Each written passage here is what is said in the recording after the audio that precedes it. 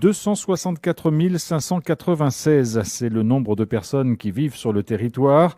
L'INSEE et l'ISEE viennent de rendre public ce matin les premières données issues du recensement. Et pour en parler, Nicolas Legrand, nous recevons ce midi Jean-Philippe Groutier, qui est responsable du recensement à l'INSEE. Bonjour Jean-Philippe Groutier. Bonjour. Merci d'être avec nous ce midi, juste après cette conférence de presse pour dévoiler les premiers chiffres du recensement. Ce qu'on peut dire, Jean-Philippe Groutier, c'est que c'est une première depuis 1946. La population calédonienne a baissé entre deux périodes de recensement. Oui, depuis 1946, ça n'était jamais arrivé. Première fois que la population a baissé entre deux recensements.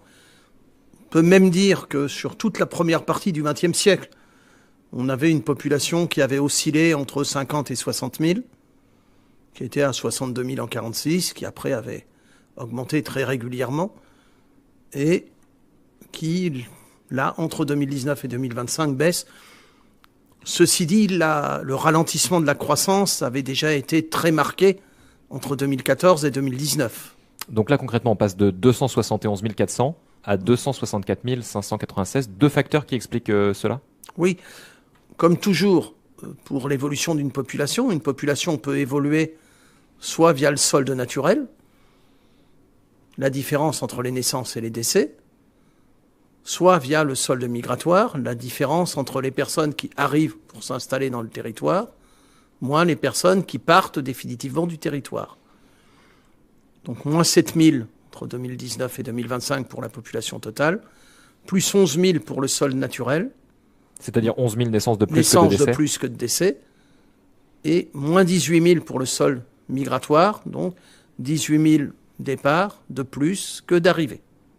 Donc ça, c'est un phénomène qui s'est creusé puisqu'on avait déjà eu un solde migratoire négatif sur la dernière période de recensement, mais là, c'est vraiment la dégringolade. Oui. Si on compare à ce qu'on aurait eu si les tendances étaient restées les mêmes qu'entre 2014 et 2019,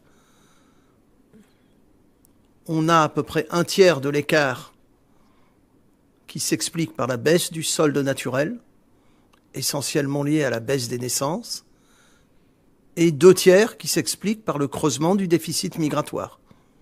Et pour autant, c'est sur l'ensemble de la période 2019-2025. Il est trop tôt pour le moment pour déterminer si ça vient de la crise et des violences de mai dernier. Oui, pour l'instant, on ne peut parler que de l'évolution 2019-2025. Il faut attendre d'avoir l'ensemble des réponses, exploiter l'ensemble des questions pour éventuellement affiner. Après, je crois qu'il faut se dire qu'on a derrière cette baisse de population au moins trois phénomènes. Il y a un premier ensemble de phénomènes qu'on constate à peu près dans toutes les régions de France, dans toutes, même les régions d'Europe, qui est le vieillissement de la population, en conséquence la baisse de la natalité, la baisse de la fécondité. Tout ça, c'est des mouvements de fond de la société, je dirais. Après, on a des choses qui étaient déjà visibles dans les données 2019, c'est qu'on avait déjà entre 2014 et 2019 une baisse assez sensible de l'attractivité de la Nouvelle-Calédonie. On avait déjà, à l'époque, entre 2014 et 2019, un solde migratoire négatif. Et puis on a des éléments que je qualifierais un peu de conjoncturels. Entre 2019 et 2025, on a eu la crise du Covid, impact sur la mortalité, mais aussi impact sur les mouvements, les arrivées et les départs, et puis les événements de mai 2024 qui ont pu aussi jouer à la fois sur l'attractivité, mais aussi sur les départs. Donc c'est une combinaison d'un peu tous ces éléments, certains très structurels, d'autres plus conjoncturels. Alors au-delà de ce nombre que vous avez publié ce matin, vous avez déjà zoomé un petit peu province par province et commune par commune, puisque vous avez publié les populations dites municipales. Ce qu'on peut retenir, c'est que la province sud se dépeuple au profit de la province nord et de la province des îles qui gagnent quelques habitants. Oui. En gros, moins 2,5% pour l'ensemble du territoire, moins 4% pour la province sud, plus 2%, on arrondit, pour le nord et les îles. Ça ne suffit pas à transformer massivement le poids relatif des trois provinces, bien sûr. Quel enseignement on peut en tirer ? La province sud représente toujours 74% à peu près de la population. Oui, en gros, on a toujours 3/4, pour arrondir, de la population en province sud. Voilà. Après, les différents éléments qu'on observe, sont assez, je dirais, cohérents avec ces évolutions. Si on se dit qu'il y a en partie une moindre attractivité et un peu plus de départ, c'est beaucoup sur le Grand Nouméa que ça se joue. C'est pas... Voilà. Là, vu le poids, la baisse de la natalité, elle se joue aussi plus en zone urbaine ou très urbaine que dans les zones plus rurales. Très concrètement, les communes de l'agglomération perdent des habitants, hormis Païta qui en gagne. Païta en gagne un peu. Dimbéa a une perte très légère qui s'explique pour l'essentiel par ce qu'on appelle, nous les démographes, le cycle de vie. Les gens qui sont allés s'installer il y a 15 ans à Dimbéa, ils étaient arrivés avec des enfants. Maintenant, les enfants ont grandi et les parents se retrouvent tout seuls. Donc, Dimbéa, on a une baisse à cause d'une baisse du nombre de personnes par logement, largement liée à ça. Mondor perd à peu près 2000 habitants et Païta continue à en gagner parce qu'il y a eu encore, dans les périodes récentes, beaucoup de construction. Donc, le mouvement, qui là aussi est un mouvement qu'on observe partout en France, où la ville-centre a tendance à se dépeupler au profit des périphéries. En gros, j'ai envie d'un pavillon avec un jardin. C'est plus facile à le financer, à le trouver à Païta qu'à Nouméa. On regardait aussi tout particulièrement la zone VKP avec évidemment les problèmes du secteur de la mine. Là, ce sont des communes aussi qui perdent un certain nombre d'habitants, hormis Koné qui reste à peu près stable. Non, Koné reste stable. Non, les autres communes augmentent. Donc Pointe-Boute, Vaud, même jusqu'à Calagomène. Là, c'est un effet lié à la période 2019-2025. C'est pas les évolutions 2024-2025. Donc on a eu, je dirais, des gens qui étaient arrivés en 2019, 2020, 2021. C'est aussi la période où dans certaines de ces communes, on a eu des constructions qui ont été livrées. Donc, pour peut-être schématiser un petit peu, mais la personne qui a été embauchée dans l'usine du Nord, au début, elle était en basse vie, ou elle était dans un appart-hôtel, ou un petit logement tout seul. Après, il y a eu des constructions, elle a acheté un logement, elle a amené sa famille,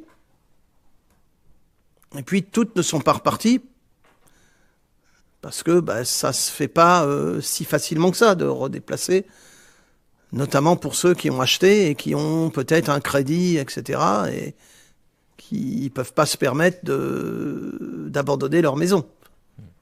Merci en tout cas Jean-Philippe Broutier pour ces premiers enseignements. On va voir maintenant de quoi va être fait la suite puisque l'INSEE a mené ce recensement en partenariat avec l'ISEE qui va maintenant publier des études tirées des questionnaires. Je vous propose d'écouter Élise Desmazions, la directrice de l'ISEE. C'est de connaître vraiment notre population. C'est pour ça qu'on a des formulaires et des questionnaires qui sont très précis.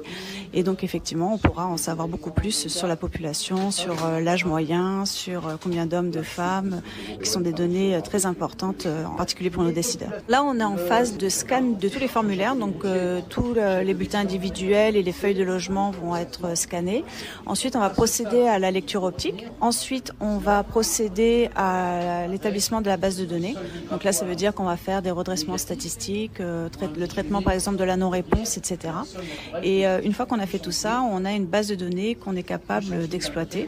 Et les publications tirées de ce recensement vont maintenant s'étaler sur plusieurs années. On va, dans un premier temps, sortir une publication conjointe avec l'INSEE sur l'analyse démographique. Donc c'est à ce moment-là, on espère que ce sera plutôt au premier trimestre 2026, une analyse par exemple de la pyramide des âges et un focus un peu plus précis sur les naissances et les décès par exemple et expliquer par exemple la fécondité, etc. On aura une base de données en open data qui sera disponible, donc qui permettra à tout un chacun de faire ces analyses. Et nous, on procédera à différentes analyses au cours de l'année 2026, mais aussi les années suivantes, en fonction de différents angles d'analyse qui peuvent être l'emploi, les déplacements, l'équipement des ménages, etc. Et les premières données ont déjà été publiées sur le site de l'ISEE que vous pouvez retrouver assez facilement, bien entendu. Jean-Philippe Broutier, un mot peut-être, puisqu'on a évoqué l'agglomération, la ville la plus importante, c'est Nouméa. Aujourd'hui, Nouméa compte moins de 90 000 habitants. C'est ce qu'il faut retenir de ce résultat ? Oui, Nouméa est à 85 000 habitants, à peu près. La baisse depuis 2019 s'explique pour entre 35 et 40% par la diminution de la taille des ménages. Et ça, c'est un phénomène, là aussi, sociologique qu'on a à peu près partout. C'est la conséquence du vieillissement, c'est la conséquence du moins d'enfants, c'est la conséquence des séparations, etc. Et pour deux petits tiers, par l'augmentation de la vacance des logements. On a une vacance des logements qui passe en gros d'un peu moins de 9% à 15%, qui est en phase avec à la fois le discours des professionnels, mais aussi ce qu'on observe chez les bailleurs sociaux, par exemple. Et donc je rappelle qu'on peut retrouver tous ces éléments bruts sur le site internet de l'ISEE. Voilà, Jean-François Bodin.